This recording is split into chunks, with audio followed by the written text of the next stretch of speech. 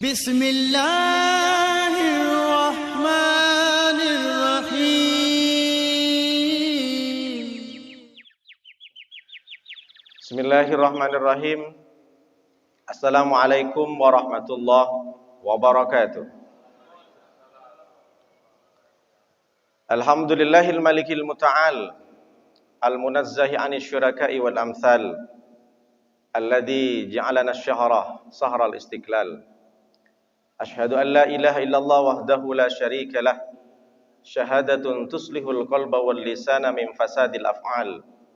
Wa asyhadu anna sayyidana wa nabiyyana Muhammadan abduhu wa rasuluh al-hadi minad dhalal. Allahumma salli wa sallim wa barik ala sayyidina Muhammadin bil ghudwi wal asal. Salatan wa salaman daimaini mutalazimaini ila yaumin la bai'un fihi wa la khilal amma ba'du. Subhanaka la ilma lana illa ma 'allamtana innaka antal alimul hakim. Rabbi shrah li sadri wa yassir li amri wahlul 'uqdatam min lisani yafqahu qawli amma ba'du.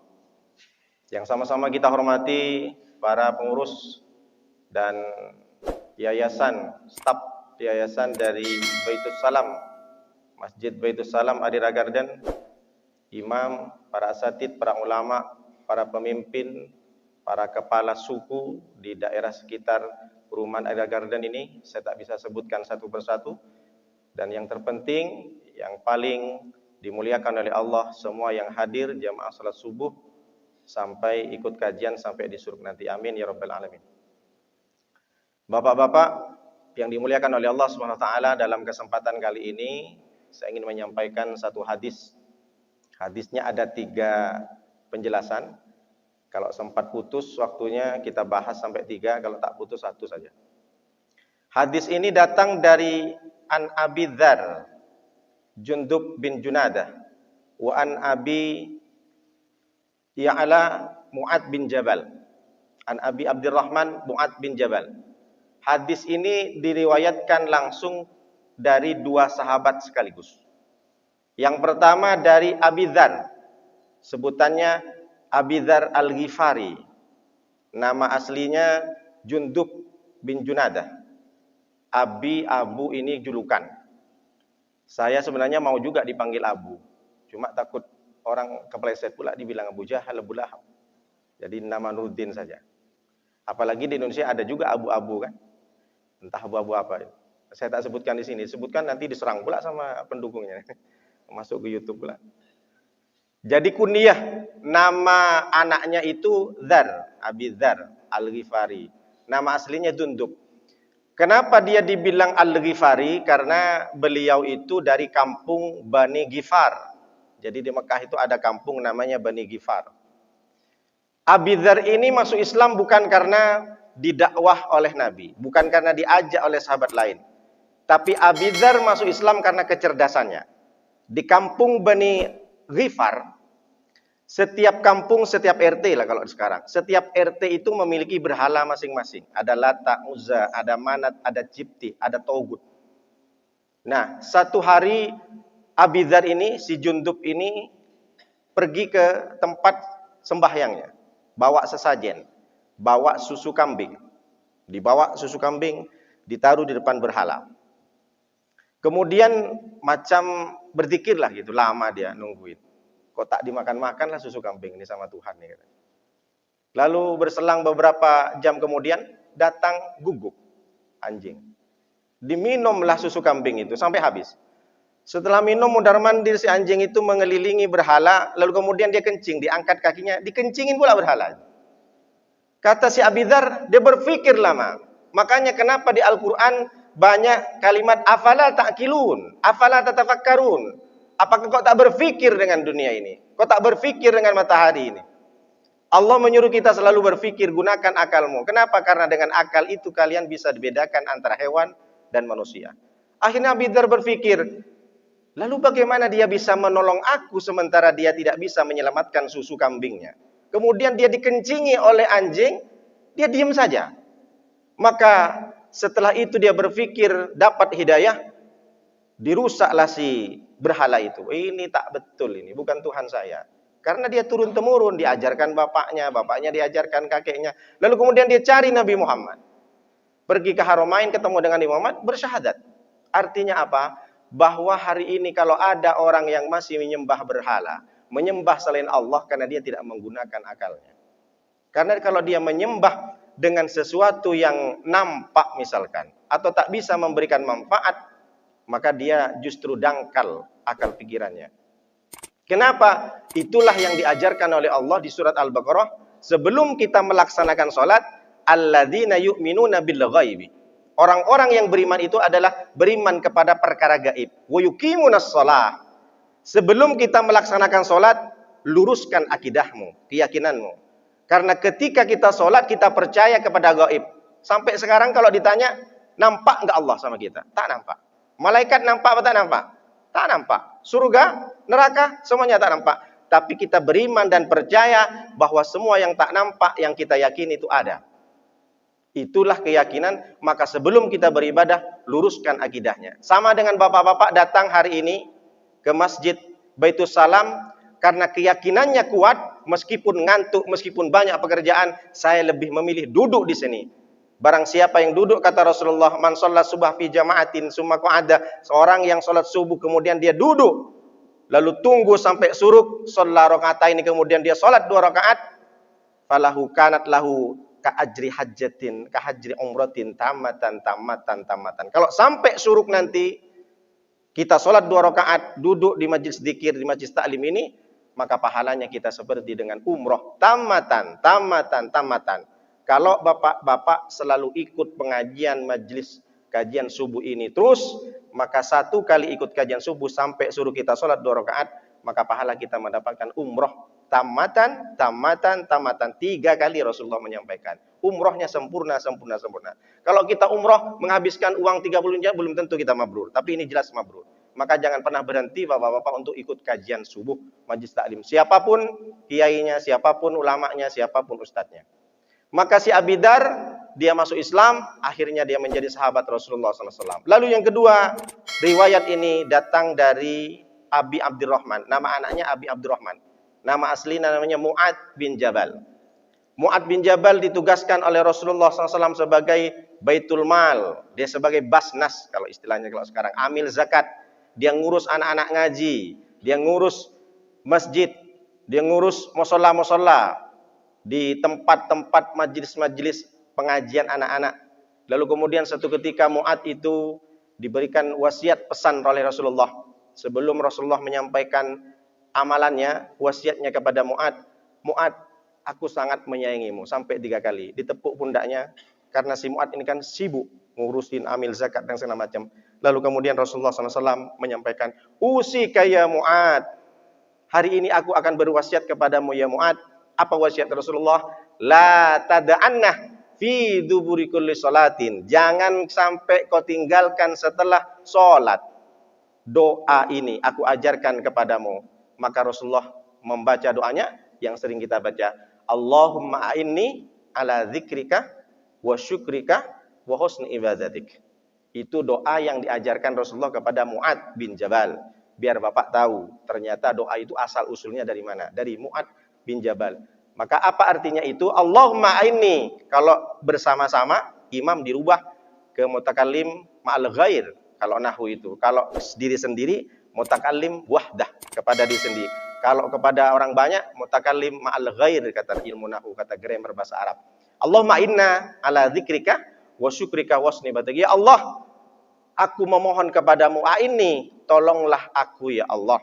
Ala syukrika wa husni Allahumma inni ala dzikrika, agar aku ini selalu ingat berzikir mengingatmu ya Allah. Ala dzikrika wa syukrika, dan selalu bersyukur kepadamu ya Allah. Wa husni ibadatika, dan mudah-mudahan aku ini menjadi orang yang selalu mengerjakan sebaik-baiknya ibadah. Ini bisa dibaca ketika sebelum salam. Boleh setelah kita membaca doa, Allahumma inni a'udzubika min adabi jahannam wa min adabil qabri wa min fitnatil mahya wal mamat wa min fitnatil masihid dajjal. Lalu dibaca Allahumma inna ala dzikrika atau Allahumma inni ala dzikrika wa syukrika wa husni ibadatik. Jadi dibaca, maka ini adalah sunnah Rasulullah SAW. Bilang si makmum, Pak Ustadz, imamnya lama sekali Pak Ustadz. Apa saja doanya? Bukan imamnya yang lama, kamu yang kependekan doanya. Kan biasanya banyak imam, karena doa sebelum salam nih diijabah oleh Allah SWT. Makanya Rasulullah apalagi setelah sholat. Setelah sholat kita baca kulhu sampai 3 kali, kul a'udzu birabbil falaq sekali, kul a'udzu birabbin nas sekali, lalu kemudian ayat kursi, ujung pangkal surat Al-Baqarah, lalu Allahumma inna ala dzikrika wa syukrika. Kenapa kita mesti banyak doa setelah salat? Ayyud du'a asma, kata Rasulullah. Ada sahabat bertanya kepada Rasulullah, "Ya Rasulullah, doa apa yang paling didengar oleh Allah Subhanahu wa taala?" Yaitu jaufal lailil akhir, ketika di tengah malam, sepertiga malam di akhir, sekitar jam 3 sampai jam 4, wa dubura kulla salat wa dubura salatil maktubah, dan setelah salat. Doa yang paling didengar kata Rasulullah adalah ketika kita tengah malam bangun jam 3 atau jam 4 dan kemudian selepas salat. Makanya setelah salat Bapak-bapak jangan pernah untuk meninggalkan satu saja doa. Misalkan doa untuk bareng-bareng berjemaah bagus, doa sendiri boleh. Lalu bagaimana hadisnya? Rasulullah SAW menyampaikan hadisnya sering kita dengar. Maka kalau diambil temanya nanti Pak Ade di YouTube itu, puncak daripada ibadah adalah takut kepada Allah. Itu bahasa Batam. Kalau bahasa Mekkahnya takwa. Kalau takwa ini, tak itu tawadu, qaf itu qanaah, wa itu wara, iya itu yakin. Kalau kita bahas ini, tak selesai episode hari ini. Kita bahas secara bahasa Batam saja. Takwa itu adalah takut. Bagaimana hadisnya? Ittaqillaha haitsuma kunta. Takutlah engkau kepada Allah dimanapun engkau berada. Ini kalau dibahas bisa 1 jam. Dengan beberapa perincian, contoh-contoh orang-orang terdahulu, mulai dari Nabi Adam, anak Nabi Adam, bagaimana sih sebenarnya takut kepada Allah. Takutlah engkau dimanapun engkau berada. Ini banyak orang, kenapa Rasulullah menyampaikan ittaqillaha haitsuma kunta? Karena berapa banyak orang beribadah, sholat, puasa, umroh berkali-kali, tapi rasa takut itu tidak pernah hadir. Kalaulah takut ini selalu menghinggapi orang, jabatan, orang yang punya jabatan, orang yang berkuasa, maka tidak akan pernah ada korupsi. Karena mereka menyangka Allah tidak hanya di Masjid Baitus Salam saja. Karena Allah selalu ada di mana-mana, sebagaimana CCTV mengawasi kita. Bagaimana agaknya orang ketika ada maling misalkan, orang yang berbuat jahat, datang ke rumah kosong, datang ke supermarket, tapi tiba-tiba nengok bacaan, meskipun tak nampak CCTV, Anda sedang diawasi TV. Pasti mereka cari akal, gimana caranya? Ternyata di rumah ini diawasi TV, pasti kabur dan tidak berani. Tapi ternyata mereka lupa manusia itu, bahwa CCTV yang besar adalah Allah. Inna alaikum lahafidin kiraman katibin. Sesungguhnya kepada kalian itu ada malaikat hafidin yang selalu menjaga, tidak hanya setiap menit, setiap detik, setiap jengkal kau melangkah, kau berbuat, kau berkedip, kau mengutarakan ucapan di bibirmu, malaikat selalu mencatat siap. Kiraman katibin. Dia adalah malaikat yang dimuliakan oleh Allah, katibin yang selalu mencatat. Kalau ini dipahami, masuk ke dalam hati ini, akidah kita luruskan, maka tidak ada orang yang berbuat jahat. Sebagaimana kita sholat. Orang kalau sholat sendirian mungkin diacuh tak acuh. Tapi ketika di masjid karena banyak orang, bisa sampai 10 menit sholat sunatnya 2 rakaat. Tapi begitu ke rumahnya, karena dia merasa tidak ada orang, jangankan mau 5 menit, sholat pun malas. Ngaji pun malas di rumah. Berarti dia tidak masih ada rasa takut. Lalu ittaqillah. Kata-kata ittaqullah, bukankah itu sudah kita dengar setiap Jumat di khutbah? Fa ya ibadallah, usi binafsi wa iyyakum bittaqwallah, faqad fazal muttaqun. Ittaqullah wa khafu ma antum alaihi min at-tahawuni bi umriddin wa raqibullah. Selalu disampaikan dan itu menjadi rukun khutbah Jumat. Takutlah engkau kepada Allah, khutib berwasiat. Kalau ada khutib yang tidak ada wasiat ittaqullah, atau tidak ada kata-kata takutlah para jemaah kepada Allah, batal khutbahnya. Jadi abang-abang yang masih muda ini tak perlu khawatir nanti misalkan anak muda biker subuhan misalkan. Wah, dia kesiangan hari Jumat mampir di satu masjid. Lalu kemudian masuk ke masjid tak ada yang khutbah rupanya khotib dari PMB tak datang. Maka siapapun di antara yang jemaah subuh di Masjid Baitus Salam ini harus siap menjadi khotib. Meskipun dengan dandanan jaket kulit, pakai moge, masuk ke masjid, nggak ada yang naik saja. Tapi jangan lupa helmnya buka. Pakai jaket. Alhamdulillah, wassalatu wassalamu ala Rasulillah. Ittaqullaha haitsuma kuntah misalkan. Baca ayat, ya ayyuhalladzina amanu ista'inu bisabri wassalah. Allahumma ighfir lil muslimin wal muslimat. 5 saja. Alhamdulillah, salawat kepada Rasulullah, lalu kemudian wasiat kepada jemaah, takutlah kepada Allah. Yang keempat, baca ayat Al-Qur'an. Yang kelima, doa. Jadi rukun khutbah cuma 5. Kalau masalah ceramah itu sunnah saja. Jadi kalau baca habis itu 2 kali juga khutbah kedua turun. Kalau ada yang ngejek, bro, itu kenapa khutbahnya kok cepat kali? Itu kan rukunnya. Daripada kau tak mau naik, gitu aja. Jadi bapak-bapak di sini harus siap jadi khutbah siapapun nanti kalau memang tak datang PMB, apalagi di sini banyak ustadz, nggak usah khawatir. Ada Ustadz Khairullah, ada Ustadz Subhan, macam banyak. Ada Ustadz Ade juga, Ustadz Ade. Tak usah khawatir. Jadi kalau ditanya nanti khutbahnya jangan kaget. Rukun khutbah itu cuma 5.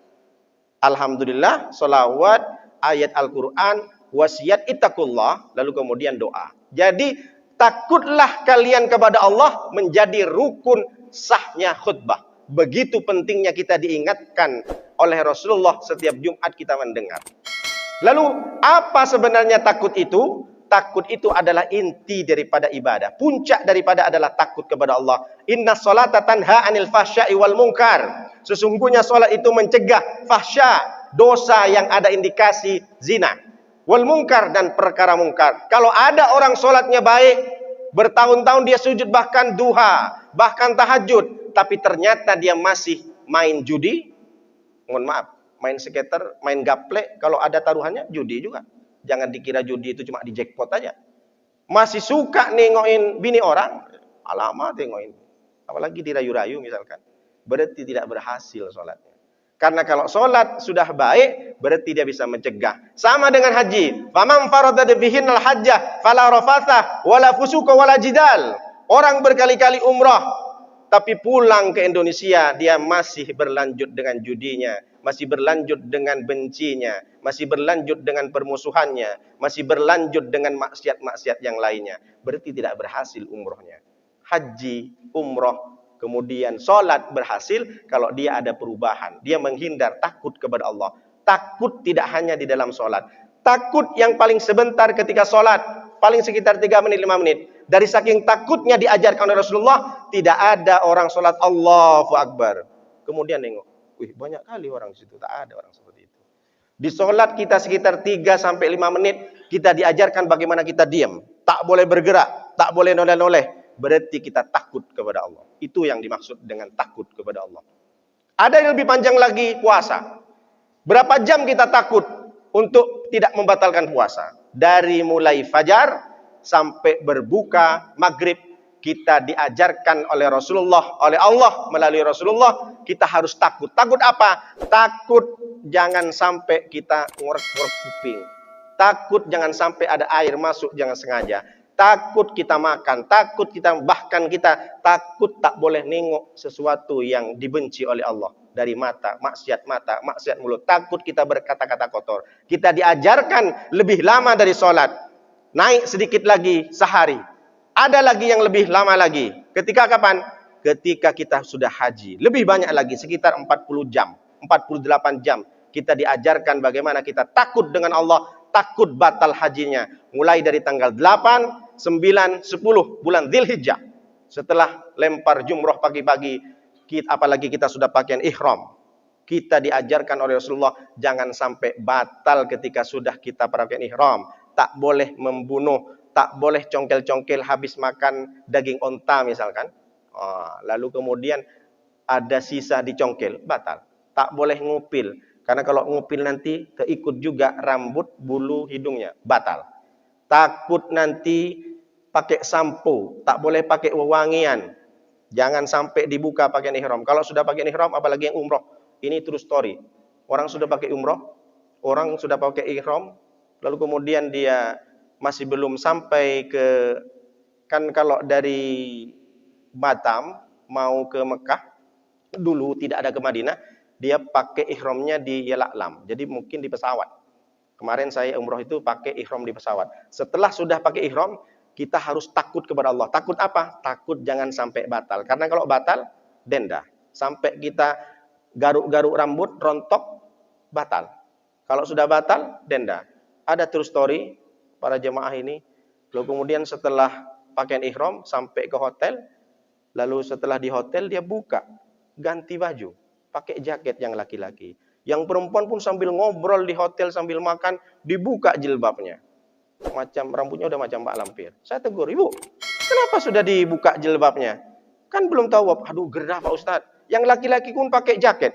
"Pak, kenapa pakai ihramnya dibuka? Kenapa Bapak pakai yang berjahit?" Karena kalau sudah pakai ihram tak boleh pakai berjahit. "Aduh, dingin Pak Ustadz." Itu bayar denda. Tak bisa begitu. "Bayar denda Pak Ustadz." "Iya." "Berapa dendanya?" 1 ekor kambing. Kalau duit Mekah berarti sekitar 600 rial. 100 rial 400 ribu. 400 kali 6 berapa? Banyak lah. Kambing. Kalau tak sanggup Pak Ustadz, bayar kambing. Karena di situ ada tempat gedung untuk bayar denda. Ketika ihramnya, pakaian ihram batal. Kalau tak sanggup beli kambing, 600 rial, kumpulkan orang miskin. Di Mekah banyak. Anak-anak orang yang kulit hitam itu minta-minta. Kumpulkan 6 orang miskin, kasih 100 rial. Atau kalau tak sanggup, kasih 90 untuk 6 orang itu. Tak sanggup Pak Ustadz. Kalau tak sanggup, puasa 3 hari. "Aduh, macam mana Pak Ustadz?" "Di sini makanan enak-enak. Nasi biryani, daging onta," katanya. "Tak sanggup juga Pak Ustadz." Kalau sudah tak sanggup tiga-tiganya, denda, dosa lah. "Ya udahlah Pak Ustadz, saya pakai dosa aja." La ilaha illallah Muhammadur Rasul. Ini kan repot. Ini true story Bapak Ibu. Ada ini. Pilih dosa pula dia. Ya udah tunggu di akhirat. Gimana Pak Ustadz? Tunggulah di neraka nanti, saya bilang gitu. Jadi ini takut. Makanya kita diajarkan takut. Bukan hanya sekedar takwa. Kalau kita bilang takwa, tak paham orang. Makanya saya bahas di sini takut.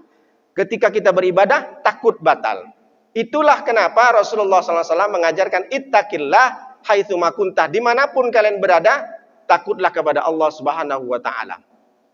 Lalu kemudian ada nggak cerita zaman dahulu? Sejak zaman Nabi Adam, lalu kemudian ada anaknya. Namanya siapa anaknya? Qabil dan Habil. Datanglah Qabil dan Habil. Itqarraba Al-Maidah ayat 27 dan 28. Itqarraba qurbanan fatuqabbala minhuma wa lam yutaqabbal minal akhar. Qala la'aqtulannaka. Qala innama yataqabbalallahu minal muttaqin. Ketika Qabil dan Habil menyerahkan sesembahan untuk Allah, kurban, menyerahkan kurban kambing yang sudah disembelih. Fatuqabbilah min ahadihima. Lalu kemudian diterima salah satunya. Yang diterima siapa? Habil. Kurban Habil diterima oleh Allah, lalu punya Qabil walam yutaqabbal binal akhar, tak diterima kurbannya si Qabil. Lalu apa yang dikatakan si Qabil kepada Habil? La aqtulannaka. Aku akan membunuhmu wahai Habil. Kenapa korbanku tak diterima, korbanmu bisa diterima? Kubunuh kau nanti. Lalu apa kata si Habil? Innama yataqabballahu minal muttaqin. Sesungguhnya Allah itu menerima dari orang-orang yang bertakwa, orang-orang yang takut kepada Allah. Lalu kemudian dilanjutkan di ayat yang ke-28. Kemudian si Qabil sudah merencanakan untuk membunuh Habil. Diajaklah Habil ke hutan. Di tempat sepi. Kemudian sampai di tempat sepi, di hutan belantara, diambil batu besar untuk menikam, untuk melempar ke kepala si Habil. Apa kata si Habil ketika dia ngangkat? Jangan dikira Habil itu lumpuh. Jangan dikira Habil tidak bisa melawan si Qabil abangnya. Jangan dikira Habil tak punya kekuatan. Apa kata si Habil? La in basatta ilayya yadaka litaktulani ma ana bibasitin yadiya ilaika liaktulak. Seandainya kau lempar batu itu ke kepalaku, wahai abangku Qabil, dan kau membunuhku, litaktulani ma ana bibasitin yadiya ilaika liaktulak. Saya tidak akan pernah membalas perbuatan kejimu itu kepadaku. Kenapa? Dilanjutkan kalimatnya, inni akhafullah rabbal alamin. Karena aku takut kepada Allah rabbal alamin yang telah mengurusi, merawat alam semesta ini. Jangan dikira dari kisah ini Habil tak bisa melawan. Habil sadar abangnya ngangkat batu. Bahkan Habil sadar diajak ke hutan karena mau dibunuh. Karena sebelumnya sudah diancam. Karena dia sakit hati, kurbannya tak diterima, kubunuh kau nanti. Diajak ke hutan. Habil sadar, kalau aku nanti dibunuh sama abangku, bukan berarti Habil tak bisa melawan. Tapi kenapa? Karena Habil ada rasa takut. Akhafullah Rabbal Alamin. Saya takut kepada Allah. Kalau aku balas, mungkin kau yang kalah abangku. Tapi aku tak lawan. Akhirnya matilah. Jadi jangan dikira, ini perlu disampaikan kisah seperti ini. Jangan dikira Habil tak bisa melawan. Jangan dikira Habil juga badannya tegap, sama-sama tegap. Tapi karena dia ketakutan kepada Allah, tidak melawan. Itulah salah satu contoh bagaimana rasa takut itu hinggap pada Habil. Begitu juga kepada kita. Seandainya rasa takut itu hinggap kepada orang-orang yang berdagang di pasar-pasar. Kalau dia orang-orang yang berdagang, berjualan di pasar, dia tahu dia Islam, dia beriman. Tapi karena kehadiran kata-kata ittaqillaha haitsuma kunta, takut kepada Allah itu tidak hadir, dia menjalankan sholat hanya rutinitas saja, ritual saja. Dia terjebak kepada dalam ibadah. Saya ibadah karena saya tak mau dosa saja, karena saya takut dengan neraka, karena saya pengen masuk surga. Tapi setelah sholat tidak dihadirkan rasa takut. Berapa banyak di pasar-pasar orang yang jualan menimbang curang. Makanya 114 surat di Al-Quran, Allah buatkan satu surat tentang orang yang mencurangi dalam timbangannya. Wailul lil mutaffifin alladzina iktalu 'alal nasi yastawfun wa idza kaluhum aw wazanuhum yukhsirun. Neraka wel bagi orang yang mempermainkan timbangannya, yang curang dalam timbangannya. Idza talu 'alan nasi yastawfun, ketika dia membeli, seorang yang curang dalam perdagangannya, kalau beli ke orang minta kurang-kurang, penuhinlah, kurang itu kurang. Tapi ketika dia wa idza kaluhum aw wazanuhum yukhsirun, tapi ketika dia menimbang, dia menakar, dia menjadi penjual, yukhsirun, dia kurangi. Coba kita lihat berapa banyak yang sudah di media sosial itu sudah nampak orang yang mengurangi. Kalau kita beli misalkan 1 kilogram beras, lalu dibawa pulang ke rumah, ternyata 10 on itu 1 kilo itu kurang 1 on. Berarti seorang pedagang yang curang, dari 1 kilo dia kurangi 1 on. Kalau misalkan yang dijual 1 hari sebanyak 10 kilo, maka berarti ada 1 on kali 10, 10 on, 1 kilo dia sehari mencuranggi dagangannya. Kalau dikalikan 30 hari sebulan, berarti 30 kilo. Kalau dikali setahun, 360 kilo. Kalau dia hidup menjadi jualan beras dikurangi 10 tahun, berapa? 3.600.000 kilogram. Lalu bagaimana dia pertanggungjawabannya? Latus alunna yauma idzin anin naim. Nanti akan dipertanggungjawabkan. Kata Rasulullah SAW, ada nanti orang manusia membawa kambing, dipikul kambingnya dia mengembek. Membawa sapi, sapinya mengemo.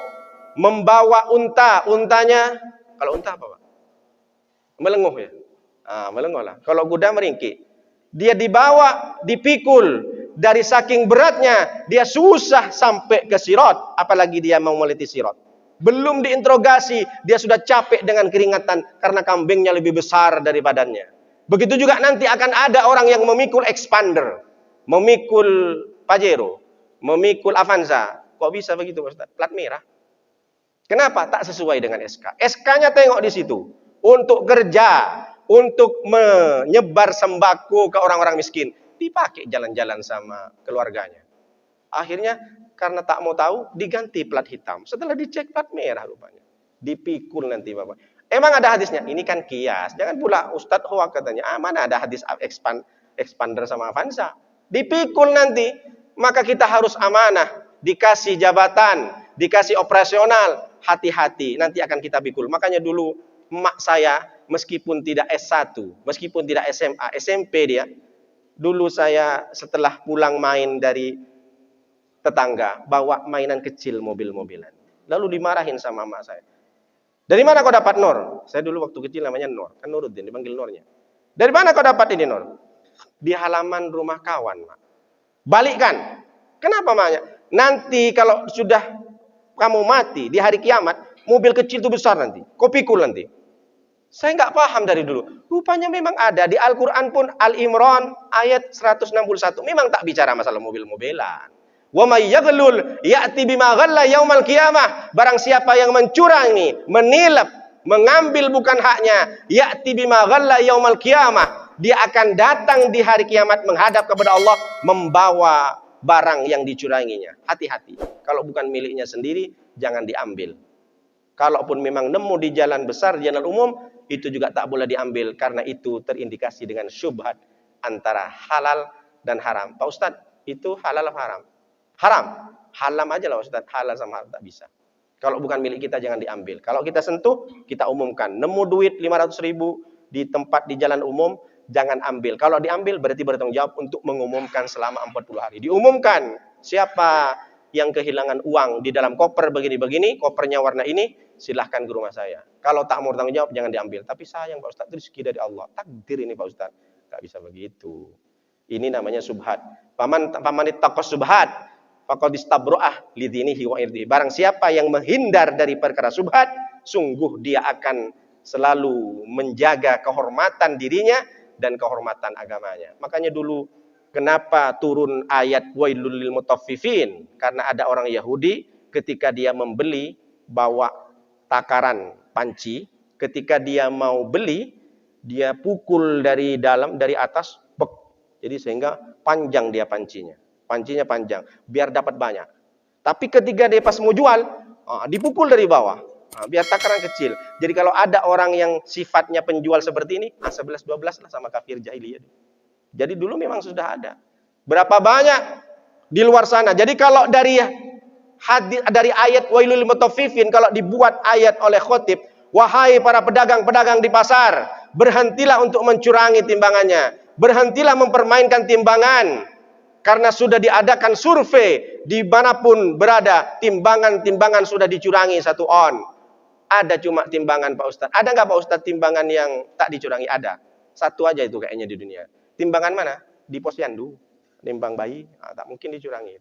Pasti jelas kan berapa beratnya kilogram. Jadi dari dulu sudah Rasulullah sudah sampaikan, orang yang curang dalam perdagangan ini berarti dia tidak takut. Kalau hadir rasa takut ini tidak ada, di pasar-pasar itu akan mencurangi timbangannya.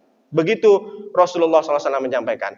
Lalu setelah Qabil dan Habil, ada juga Sayyidina Umar. Umar bin Khattab adalah ketua Basnas, ketua Baitul Mal. Ketika anaknya menghidupkan lampu malam-malam, lalu ditanya sama Sayyidina Umar, wahai Abdullah, namanya Abdullah, ini kamu ngidupin lampu untuk apa? Apakah urusan negara? Apakah urusan pribadi? Urusan pribadi ayah, matikan. Bukan hakmu. Kalau kamu memakai lampu ini karena ini adalah punya negara, kau matikan. Hanya lampu lilin lampu saja, matikan. Begitu takutnya Umar mengajarkan kepada anaknya. Begitu juga ada seorang zaman ulama, ada seorang perempuan di dalam rumah, dia setiap malam menenun kain. Kapan dia menenun? Ketika ada kendaraan tentara yang lewat, ada lampu yang menyinari, cepat-cepat dia ambil kain, ditenun, dijahit. Ketika sudah berlalu tentara itu, askar itu, berhenti dia karena tidak ada lampu. Lalu kemudian ketika keliling, karena keliling setiap hari, ketika ada lampu bersinar ke rumahnya, dia datang di terasnya, dijahit lagi. Terus sampai suatu ketika 1 tahun, selesailah baju itu menjadi baju jubah. Lalu kemudian perempuan ini datang ke Ahmad bin Hambal. Ahmad bin Hambal ini adalah Imam Hambali. Ya Syekh, ya Imam. Imam itu kiai dulu. Kiai, Imam Hambali. Saya ini menenun kain. Tapi saya ketika menenun, saya memakai lampunya tentara ketika lewat. Bayangkan dari takutnya ini. Saya tanya, ya Imam, apakah kain saya ini halal untuk dijual? Atau hanya halal untuk dipakai? Atau bagaimana hukumnya? Kaget Imam bin Hambal. Imam Ahmad bin Hambal. Kalau rasio kita kan orang itu lewat saja.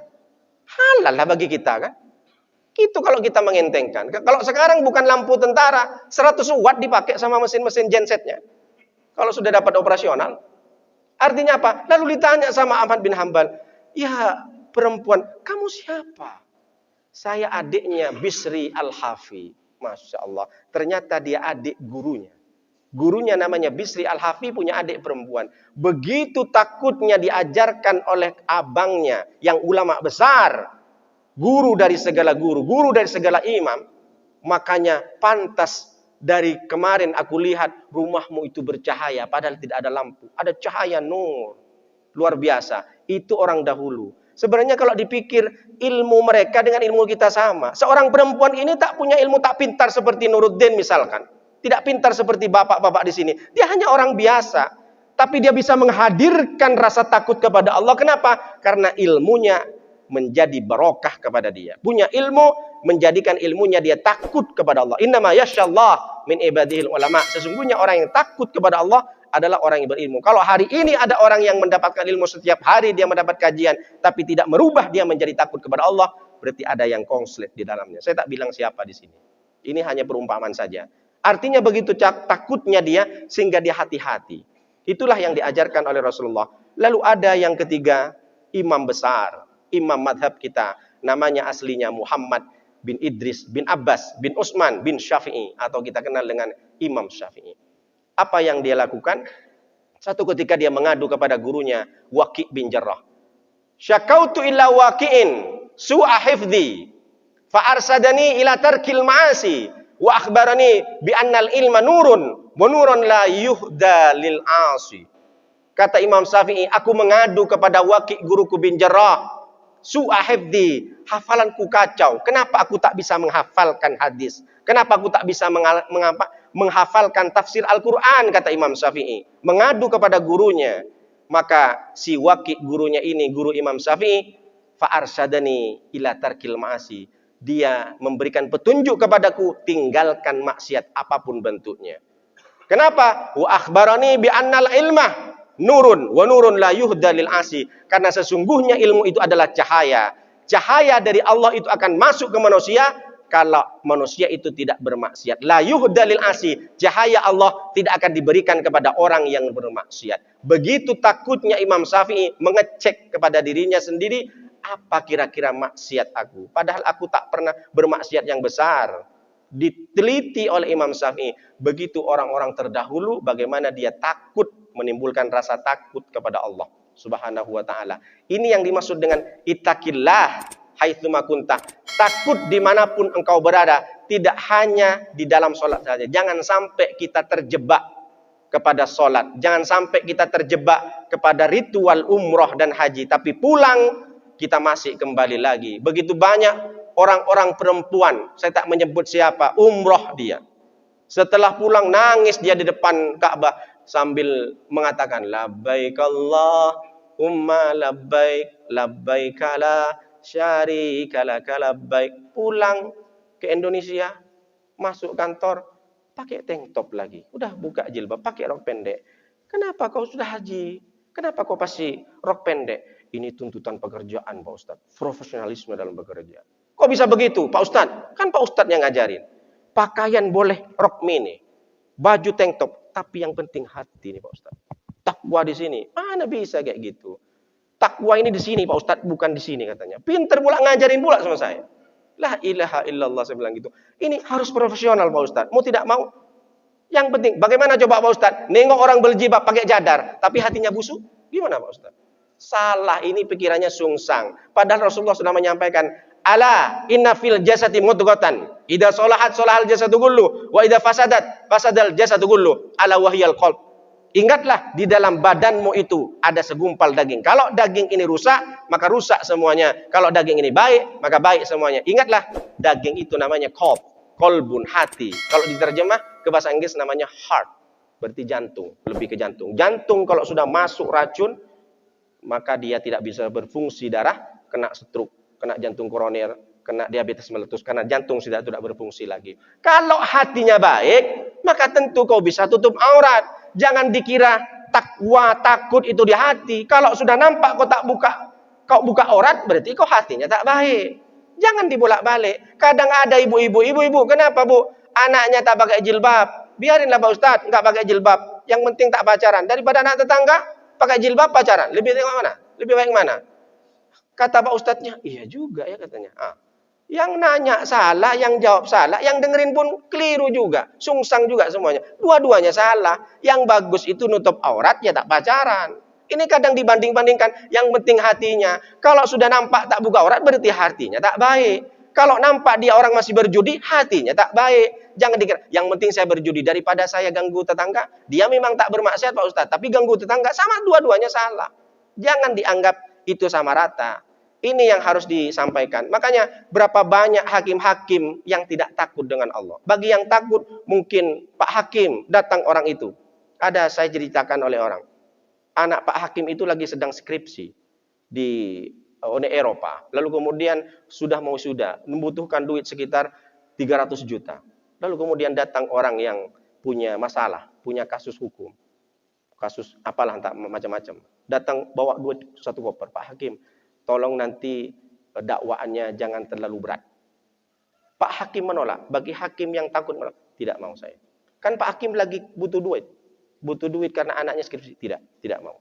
Lalu kemudian datang seseorang yang menawarkan lagi karena ditengok anak hakim itu punya kucing Anggora. Karena tak lolos kasih duit, ditawarin, ada yang punya kucing. Anak Pak Hakim kayaknya punya kucing. Tak mau juga. Saya tidak mau jual diriku dengan uangmu itu. Ini perlu dilestarikan. Orang-orang seperti ini nih sudah langka macam dinosaurus. Perlu dibudidayakan. Berapa banyak hakim-hakim dengan mudahnya disogok. Berarti dia takut. Padahal, mohon maaf, bukan saya ngejek. Mohon maaf, di sini sudah hitam. Berarti menampakkan dia sudah sujud berkali-kali. Tapi ketika nampak duit, hilang seketika. Begitulah, kalau mulut ini sudah kosong, nyaring. Tapi kalau mulut ini sudah disumpel, bagaimana dia bisa ngomong? Orang dulu mungkin dia tidak dikasih bagiannya. Dia teriak kemana-mana. Setelah dikasih jabatan, diam dia. Dulu teriak-teriak, pemerintah salah. Dikasih jadi menteri koordinator, diam dia.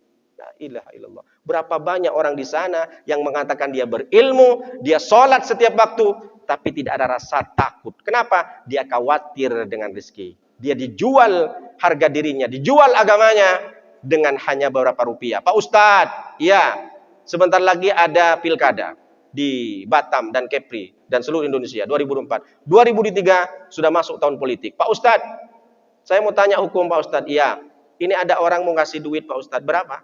500.000. Katanya suruh nyoblos dia Pak Ustadz nanti 2024. Saya mau tanya sama Ustadz, haram apa halal? Haram, saya bilang gitu. Pak Ustadz, kalau 4 juta Pak Ustadz, lebih haram lah. Tapi nanti Pak Ustadz 2 jutanya saya bagi Pak Ustadz. Ah, bolehlah katanya. Astagfirullah, ini Ustadznya tak beres. Bukan Ustadz saya maksudnya. Ini rupanya dia bilang haram kalau nggak dibagi. Setelah dibagi-bagi 2, Pak Ustadz 2 jutanya bagi. Ah, bolehlah. Jadi gimana Ustadznya? Hukumnya bukan haram lagi, halal. Halal dan haram. Masya Allah, tabarakallah. Allah sudah menyampaikan dalam surat At-Taubah 111. Innallaha ashtara minal mu'minina. Pak Ustadz jangan tunjuk saya lah. Innallaha ashtara minal mu'minina anfusahum wa amwalahum bi anna lahumul jannah.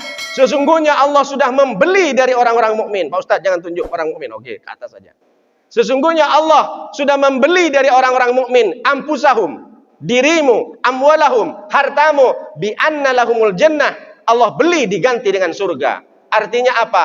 Kalau kita mengaku orang mukmin, jangan kau tukar harga dirimu dengan rupiah 500.000. Kalau engkau merasa menjadi orang beriman kepada Allah, jangan kau sampai dijual agamamu, dijual dirimu, dijual kehormatanmu, dijual surgamu hanya dengan diiming-imingi jabatan, kekuasaan. Karena hanya ingin kau dijadikan seorang pemimpin di kotamu, kau jual harga dirimu hanya berapa rupiah. Nanti 2024 pilihlah yang sesuai dengan apa yang kita inginkan di negara kita. Baik DPR, jangan hanya diiming-imingi 200.000 kau jual hartamu. Allah sudah menyampaikan, memang Allah tak berbicara masalah pilkada. Di surat At-Taubah 111, Allah sudah bilang, aku akan ganti dengan surga yang tidak ada bandingnya di dunia. Aku akan beli kalian orang-orang mukmin, dirimu, hartamu dengan surga, kata Allah. Ini harus yakinkan dalam hati. Berarti Allah sudah ada janji. Memang Allah tak berbicara masalah pemilu, pilkada, pilpres. Tapi Allah sudah menyindir kita. Wahai orang-orang yang beriman, kalau engkau merasa beriman, jangan pernah kau jual kehormatanmu dengan hanya rupiah berapa ribu saja. Ini jamnya mati atau gimana Pak? Saya takut ketelatan. Asiknya ceramah tak tengok. Artinya apa? Orang kalau sudah takut maka dia tidak bisa ditukar. Kenapa orang-orang banyak dia itu menimbang curang? Lalu kenapa orang-orang itu kenapa orang-orang itu dia itu takut untuk tidak ketika dia menjual dirinya karena pemilu disogok dan segala macam, karena dia takut rizkinya hilang. Padahal Allah sudah menyampaikan wa fis sama'i rizqukum wa ma tu'adun. Di langit itu aku sediakan rizki. Bahkan Allah sudah menyampaikan di surat Hud ayat 6, wa ma min dabbatin fil ardi illa 'alallahi rizquha. Tidak satu pun hewan yang melata di muka bumi ini aku sudah cukupkan rizkinya. Artinya apa? Kalau kita hanya mencari makan, kucing pun makan, monyet pun makan, betul? Bukan saya yang bilang, Buya Hamka. Yang pula ekstrim kali Ustaz Nuruddin ini. Wa ma min dabbatin fil ardi illa 'alallahi rizquha. Tidaklah satu pun hewan melata di bumi ini dia tak dapat rezeki, Allah sudah cukupkan rezekinya. Begitu juga agaknya selaras dengan ayat ini, Rasulullah sudah menyampaikan di dalam hadisnya riwayat Sayyidina Umar, riwayat dari Imam Tirmidzi dan Imam Ahmad bin Hanbal. Apa kata Rasulullah? Lau annakum tawakkaltum haqqa tawakkulihi la razaqakum kama yarzuqut tayrah yaghdu khimasan wa taruhu bitanan. Seandainya kalian itu betul-betul memasrahkan dirinya, serahkan, tawakal kepada Allah, haqqa tawakkulihi, dengan sebenar-benar tawakal kepada Allah, la razaqakum, sungguh Allah itu akan memberikan rizki kepada kalian, kama yarzuqut tayrah, sebagaimana Allah memberikan rizki kepada seekor burung. Bagaimana burung? Taldu khimasan. Pagi-pagi dia terbang keluar dari sarangnya dengan perut yang kosong lapar, wataruhu bitanan. Kemudian dia pulang ke sarangnya lagi dengan perut yang kenyang. Artinya apa? Kenapa kita harus risau? Kenapa kita mesti harus korupsi? Kenapa kita mesti harus mau dengan uang sogoan? Kenapa kita harus mencurangi, takut tak makan? Padahal Rasulullah sudah menganalogikan burung saja sudah bisa makan. Maka kita tidak akan pernah ketemu dengan burung. Suatu ketika burung misalkan dia diam saja, datang burung yang lain. Bro, hari ini kita nggak terbang. Tak tahulah mau makan apa hari ini. Mana kita nemu burung seperti itu? Setiap burung pasti terbang. Bahkan ada burung di zaman Ibrahim bin Adham, ada burung yang gemuk, sayapnya patah. Dia hanya duduk saja di pohon kurma. Badannya besar. Berarti burung ini kan makan. Padahal dia tak bisa terbang. Ternyata dari mana makanan dia? Ternyata ada burung lain yang bawa cacing, yang bawa anak ikan, dikasih ke burung yang patah sayapnya. Burung saja diam. Burung saja diam bisa gemuk. Artinya apa? Berarti sesama burung ada persaudaraan yang kuat, ada ukhuwah yang kuat. Bukan cuma orang manusia saja yang ukhuwah, tali persaudaraan yang erat, tidak. Sesama burung. Tengok bapak-bapak di YouTube kisah nyata, ada kucing yang patah tulang belakangnya. Lalu kemudian dia itu tak bisa berjalan. Apa yang dia lakukan? Ternyata ada kucing lain yang bawa makanan. Berarti solidaritas sesama kucing ada. Tak perlu khawatir tak perlu risau dengan rizki dari Allah Subhanahu wa taala. Makanya Ibrahim bin Adham tanya kepada sahabatnya yang duduk dia berzikir di bawah terik panas matahari. Dia berzikir lama, tak pergi-pergi. Ditanya sama Ibrahim bin Adham, wahai sahabatku, kenapa kau nggak pergi? Kenapa kau nggak usah cari kerja? Ngapain saya kerja, Ibrahim bin Adham? Rizki sudah dijamin oleh Allah. Kau tengok di atas, ada burung duduk di situ. Gemuk dia, tak bisa terbang, tapi gemuk. Di atas pohon kurma, makan. Jadi kita tak perlu kita risau dengan rezeki. Itu salah. Kamu kan manusia, coba kamu pikirkan. Lebih baik kamu kan bisa jalan, kata Ibrahim bin Adham. Kamu kan bisa pergi, bisa berusaha. Badanmu masih kuat. Kenapa kau niru burung yang patah? Kan kamu belum patah kakinya. Apakah kamu mau pengen seperti burung yang diam saja? Lebih baik mana? Kamu memberi seperti burung yang cari makan, atau kau pilih seperti burung yang diam saja? Bukankah Rasulullah sudah menyampaikan, al-yadul 'ulya khairun min yadis sufla. Tangan di atas lebih baik daripada tangan di bawah. It's better to be a giver than a receiver. Ini kata bahasanya Pak Ade. Lebih baik jadi pemberi daripada receiver, orang yang menerima. Better hand up than hand down. Lebih baik daripada tangan di bawah. Tangan di atas lebih baik daripada tangan di bawah.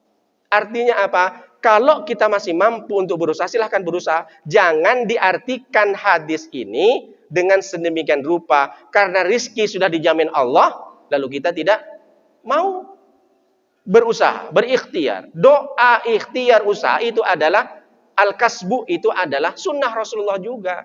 Memang ini masalah akidah. Bahkan dikatakan Rasulullah SAW yang wasiatnya disampaikan ke Ibnu Abbas, lawijtama'a qaumun ala ayyamfa'uka bisyai'in lam yanfa'uka illa bisyai'in qad kataballahu laka. Seandainya ada umat yang berkumpul memberikan manfaat kepadamu, lalu kemudian manfaat itu diberikan kepadamu, tapi kalau Allah sudah tentukan manfaat itu tidak berarti, tidak bermanfaat kepada dirimu, maka itu kesimpulannya tidak akan bermanfaat. Artinya apa? Takdir memang di tangan Allah. Takdir ada dalam genggaman Allah. Tapi kita sebagai manusia, kita memahami, paham kita adalah ahli sunnah wal jamaah. Jangan sampai kita paham seperti Jabariyah. Jabariyah itu meyakini bahwa kita sebagai manusia tak bisa ngapa-ngapain. Jadi mati kita Allah sudah tentukan. Makan tak makan Allah sudah tentukan. Tak perlu kita bekerja. Kalau Allah sudah berikan kita makan, makan. Jadi tak perlu kita usaha. Itu Jabariyah. Atau sebaliknya, bahwa semua yang terjadi di dunia ini adalah manusia. Tidak ada campur tangan Allah Subhanahu wa taala. Ini salah, namanya Mu'tazilah, bid'ah juga. Jadi orang kaya ya karena orang itu bekerja, bukan karena Allah. Berapa banyak orang banting tulang kerja, bahkan tak pulang-pulang sebulan, tak kaya-kaya. Artinya apa? Sama dengan kita meyakini dengan kematian. Saya dulu punya teman kawan SMA, dia itu padahal sehat-sehat saja. Divonis oleh dokter, divonis oleh dokter bahwa penyakitnya tidak ada, diabetes dan segala macam, sehat. Tapi ternyata pulang ke rumah setelah bekerja mati. Ditanya sama dokter kenapa dia mati, kelelahan. Ada kawan saya juga satunya sudah divonis pakai penyakit polip sampai ke Malaka. Dia itu divonis bahwa sekitar 3 bulan lagi bapak akan mati karena ada kanker otak. Lalu kemudian dia punya istri yang masih hamil, sekitar 3 bulan lagi dia lahir. Dia berdoa kepada Allah, ya Allah, mudah-mudahan meskipun saya divonis oleh dokter mati 3 bulan lagi, saya ingin ya Allah satu aja permintaan saya, mudah-mudahan saya bisa menggendong bayi saya. Saya bisa lahir bayi saya bisa menggendong. Rupanya 3 tahun sampai sekarang pun tak mati-mati. Padahal divonis. Sudah 3 bulan lagi. Artinya apa? Kita percayakan kepada Allah. Pasrahkan kepada Allah. Allah akan menjaga. Ihfadillah yahfadka. Jagalah hukum Allah. Urusanmu kau tinggal jaga hatimu untuk takut kepada Allah. Salat 5 waktu yang benar. Jaga salatmu. Maka Allah akan dijaga. Jangan risau dengan rezeki. Bukankah Allah sudah menyampaikan di surat At-Talaq ayat 2 dan sampai 3? Apa kata Allah? Wa may yattaqillaha yaj'al lahu makhraja wa yarzuquhu min haitsu la yahtasib. Wa may yatawakkal 'ala Allah fa huwa hasbuhu. Barang siapa yang bertakwa, yang takut kepada Allah, Allah akan berikan solusi dalam segala permasalahannya. Lalu kemudian Allah berikan wa yarzuquhu min haitsu la yahtasib. Orang yang bertakwa, takut kepada Allah, jaga hukum-hukum Allah, Allah akan cukupkan rizkinya. Wa may yatawakkal fa huwa hasbuh. Barang siapa yang memasrahkan dirinya kepada Allah, tawakal kepada Allah, fa huwa hasbuhu, maka Allah akan cukupkan apapun kekurangan dan keinginannya. Ini harus disampaikan ke dalam hati kita, yakinkan bahwa akidah ini adalah akidah yang memang benar disampaikan oleh Rasulullah dari Allah SWT. Kalau ini sudah putus, maka tidak ada orang-orang yang takut masa depannya, takut tak makan, takut dan segala macam. Ini penting. Makanya dari sekian banyak hadis Rasulullah menyampaikan tentang akidah. Mungkin sampai di sini dulu. Kalau saya bahas 2 lagi tak cukup waktu karena udah surup. Mudah-mudahan bermanfaat dan menjadikan apa yang didengar, apa yang didapat oleh bapak-bapak bisa meningkatkan ibadah kita, lebih takut lagi. Takut tidak hanya sekedar ketika sholat, takut tidak hanya sekedar ketika puasa, takut tidak hanya sekedar ketika haji dan umrah, tapi di luar itu meskipun kita dalam beribadah, kita takut untuk melakukan semua apa yang dikerjakan oleh gerak tubuh kita bermaksiat kepada Allah. Mudah-mudahan kita menjadi hamba-hamba Allah yang selalu dirindukan oleh Allah dan selalu berkumpul dengan Rasulullah SAW. Ada pertanyaan atau gimana Pak Ade? Atau kita tutup? Karena kalau saya ceramah lama. Ada pertanyaan atau gimana Pak? Silakan ada pertanyaan. 2 atau 3. Kalau tak ada kita doa saja. Kayaknya sarapan sudah nunggu tuh Pak. Kita doa saja sambil tanya di situ sambil ngobrol-ngobrol. Bismillahirrahmanirrahim. Alhamdulillahirabbil alamin wassalatu wassalamu ala asrofil anbiya wal mursalin wa ala alihi washabihi ajmain hamdan syakirin. hamdan na'iman hamdan yuwafi ni'amaka fi mazid ya rabbana lakal hamdu kama yanbaghi li jalalika wa 'azimi sultanik. Allahumma salli wa sallim wa barik ala sayyidina Muhammad wa ala ali sayyidina Muhammad. Allahumma yassir wa la tu'assir, sahhil umurana umur din wa dunya wal akhirah. Bismillahirrahmanirrahim. Masmi'in fil ardi wa la fis sama'i wa sami'ul alim. Hasbunallahu wa ni'mal wakil, ni'mal maula wa ni'mal nasir. Wa la hawla wa la quwwata illa billahil aliyyil azim. Allahumma aslih lana dinana alladhi huwa ismatu amrina wa aslih lana dunyana allati fiha ma'asina wa aslih lana akhiratana allati fiha ma'adina waj'al al-hayata ziyadatan lana min kulli khairin waj'al al-mauta rahatan min kulli syarrin. Allahumma rabbana atina fid dunya hasanah wa fil akhirati hasanah wa qina adzabannar. Rabbana taqabbal minna innaka antas samiul alim wa tub 'alaina innaka antat tawwabur rahim. Subhanaka rabbika rabbil izzati amma yasifun wa salamun alal mursalin walhamdulillahi rabbil alamin. Al-Fatihah. A'udzu billahi minasyaitonir rajim. Bismillahirrahmanirrahim. Alhamdulillahi rabbil alamin arrahmanir rahim maliki yaumiddin. Iyyaka na'budu wa iyyaka nasta'in ihdinas siratal mustaqim siratal ladzina an'amta 'alaihim ghairil maghdubi 'alaihim waladdallin. Amin. Demikian Bapak-bapak, mohon maaf kalau ada salah, ada tersinggung. Semua yang salah silap datang dari saya, yang benar datang dari Allah Subhanahu wa taala.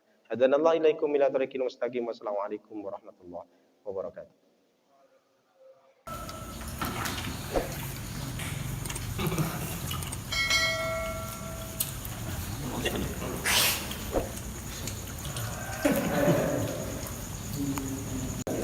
Memang ini ya, lagi katanya ada Omikron lagi. Saya tengok berita. Yang ada monitor, Masya Allah. di Di Jakarta PPKM level 1. Sudah PPKM 2. puasa itu. Mas kebetulan memang banyak orang pilek kan, saya pun pilek. Udah booster semua nanti. Bocor sampai 3 juga katanya. Sadaqallahul azim.